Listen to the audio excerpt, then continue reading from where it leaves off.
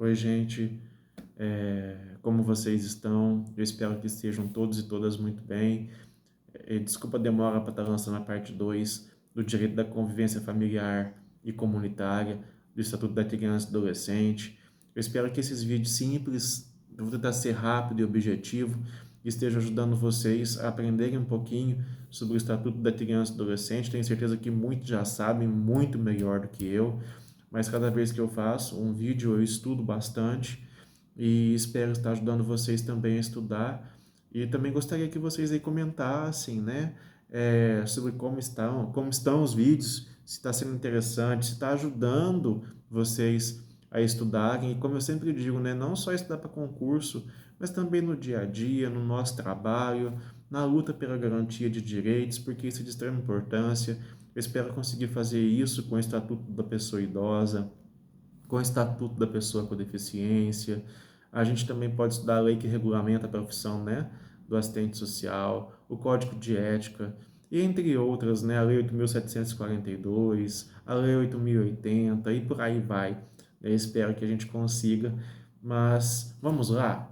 No artigo 19b do Estatuto da Criança e Adolescente vem falando sobre o alinhamento afetivo, e aí a partir daí a gente vai finalizar, né, essa parte até chegar na parte da família substituta, que será o nosso próximo vídeo, ok? Então, no artigo 19b, vem dizendo que a criança e o adolescente que se encontram em situação de acolhimento, seja ele institucional ou familiar, poderão participar do programa de apadrinhamento, ok? É um programa de extrema importância que aqui no parágrafo primeiro vai falar qual que é o objetivo dele.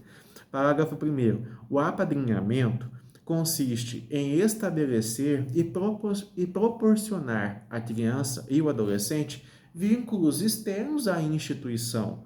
Ou seja, que instituição? A instituição de acolhimento, acolhimento institucional ou familiar, tá?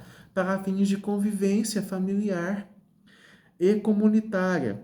Por quê? Porque o programa de apadrinhamento vai colaborar para o desenvolvimento social, educacional, moral, físico, cognitivo e financeiro, tá, da criança e do adolescente. Parágrafo 2º.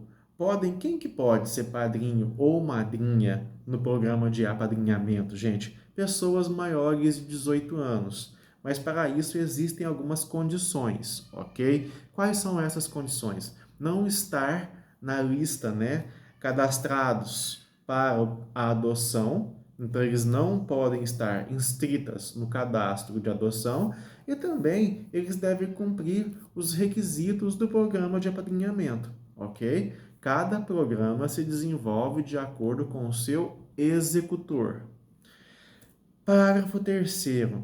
Pessoas jurídicas podem apadrinhar crianças e adolescentes a fim de colaborar para o seu desenvolvimento, ok? A gente lembra que lá no parágrafo 2º está falando, parágrafo segundo não, no parágrafo 1º está falando que visa, né, o apoio ao desenvolvimento da criança e adolescente, o programa de apadrinhamento, até mesmo financeiro.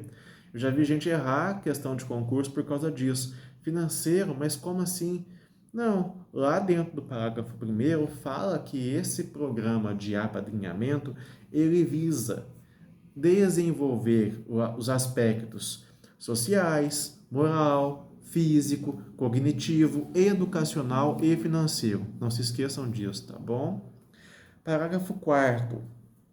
O perfil da criança e do adolescente apadrinhado, a ser apadrinhado, né, será definido no âmbito do programa de apadrinhamento, ok?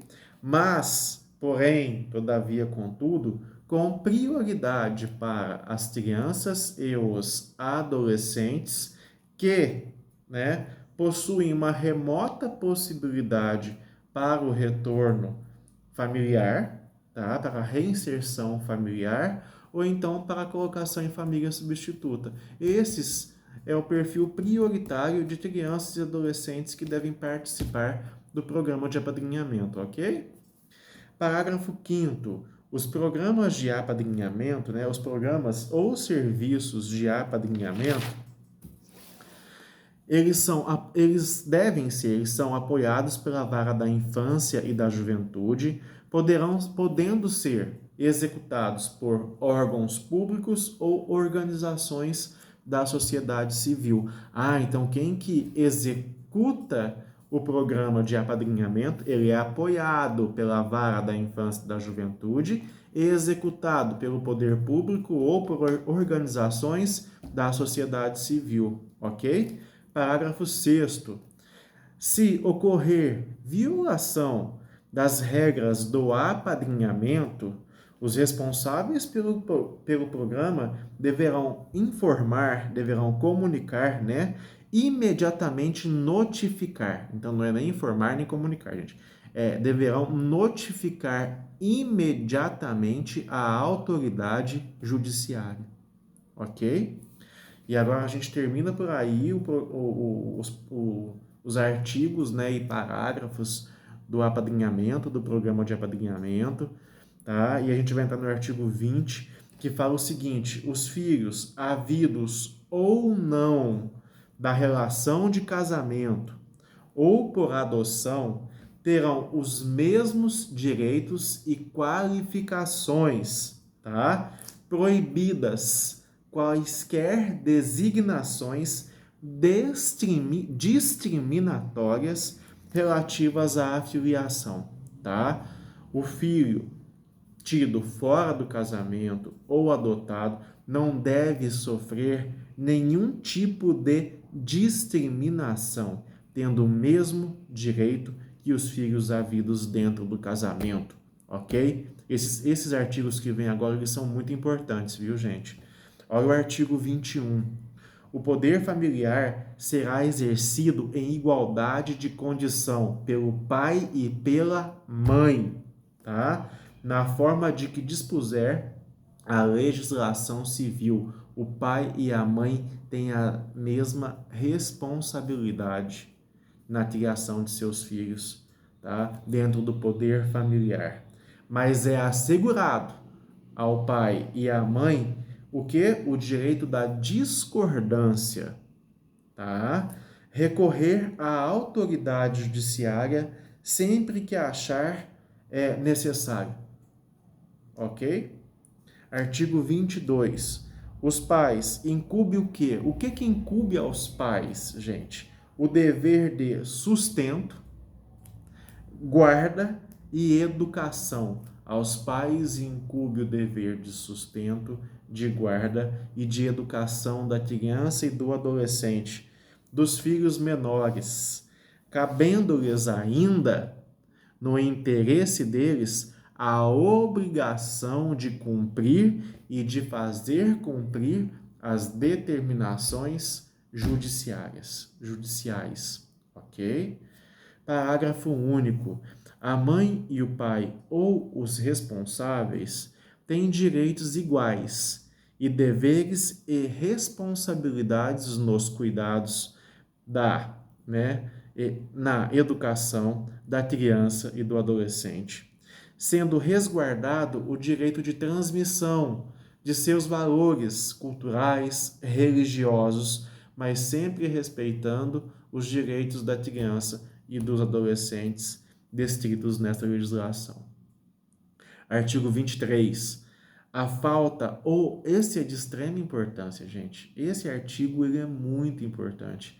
Olha para você ver. A falta ou carência de recursos materiais não constitui motivo suficiente para a perda ou suspensão do poder familiar, ok? Ou seja, a falta, carência, gente, a situação de pobreza, de extrema pobreza, somente ela não fundamenta, não justifica a destituição do poder familiar, tá bom? A perda ou a suspensão do poder familiar. Parágrafo 1º. Não existindo outro motivo que por si só autorize a decretação da medida, tá? A criança ou adolescente será mantido no seio de sua família, no âmbito de sua família, ok? A qual deverá ser obrigatoriamente encaminhada, incluída em serviços, programas oficiais de promoção, apoio e proteção. E promoção. Proteção, apoio e promoção. Tá bom? Visando assim dar condições para que a família possa, né, cuidar de sua criança e de seu adolescente. Parágrafo 2º.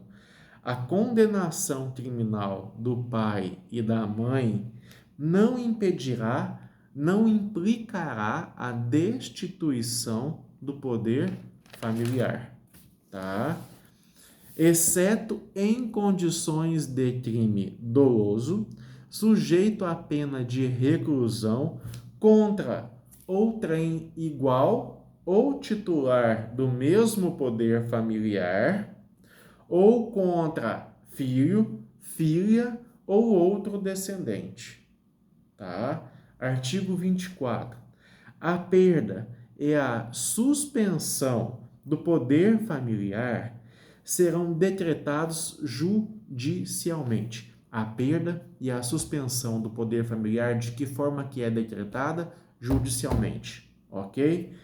Em procedimento contraditório, nos casos previstos na legislação civil, bem como na hipótese de descumprimento injustificado dos deveres e obrigações, né, dos responsáveis, dos pais ou responsáveis, conforme o que alude no artigo 22. Foi aquilo que a gente estudou. Os pais, os responsáveis, incumbem o dever de sustento, de guarda e educação dos seus filhos menores, né? E ainda, no interesse deles, a obrigação de cumprir e de fazer cumprir as determinações judiciais. Gente, é isso, tá? Eu espero que tenha ajudado um pouquinho. Nós terminamos aqui, né, do direito da convivência familiar comunitária e entendendo a extrema importância que é esse processo de convivência da criança e do adolescente no âmbito de sua família, dentro da comunidade onde nasceu, porque não é só um local, mas é todo um contexto, um território, uma territorialização que garante a essa criança e esse adolescente o seu desenvolvimento de uma forma digna, cidadã e saudável. Então, uma boa noite, fiquem com Deus, abraço no coração.